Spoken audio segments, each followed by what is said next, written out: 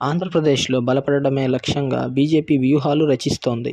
వచ్చే ఎన్నికల నాటికి 175 స్థానాల్లో పోటీ చేసేలా వ్యూహాత్మకంగా వ్యవహరిస్తోంది. తెలుగుదేశం పార్టీపై ఎక్కువ కాలం ఆధారపడితే మనకే నష్టమనే ఆలోచనలో పడిపోయింది. అందులో భాగంగానే 2029 అసెంబ్లీ ఎన్నికల నాటికి పార్టీని బలంగా తయారు చేయాలన్న టార్గెట్గా పనిచేస్తోంది. AP deputy CM Pawan Kalyan ఢిల్లీకి రావాలని ఆదేశాలు ఇచ్చినట్లు తెలుస్తోంది. పవన్ కళ్యాణ్ రాజ్యసభకు పంపేలా మంత్రాంగం నడుపుతోంది.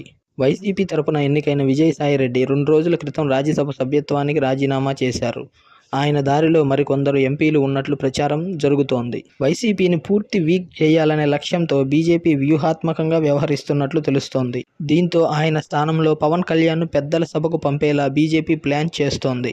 దీనిపై ఇప్పటికే సంప్రదింపులు పూర్తయినట్లు తెలుస్తోంది. పవన్ కళ్యాణ్ కేంద్ర మంత్రివర్గంలోకి తీసుకుని ఏపీలో డిప్యూటీ సీఎం పదవి తాను తీసుకోవాలనే వ్యూహంలో బీజేపీ ఉన్నట్లు తెలుస్తోంది. అందుకే పవన్ కళ్యాణ్కు ఢిల్లీ రావాలని కబురు పంపింది.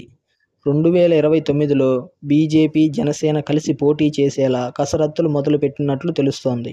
వచ్చే ఎన్నికల నాటికి పూర్తిగా వైసీపీని వీక్ చేసి ఆ స్థానంలోకి బీజేపీ, జనసేన వెళ్లాలని చూస్తున్నాయి. అందుకే పవన్ ద్వారా తెర వెనుక రాజకీయం ప్రారంభించింది బీజేపీ.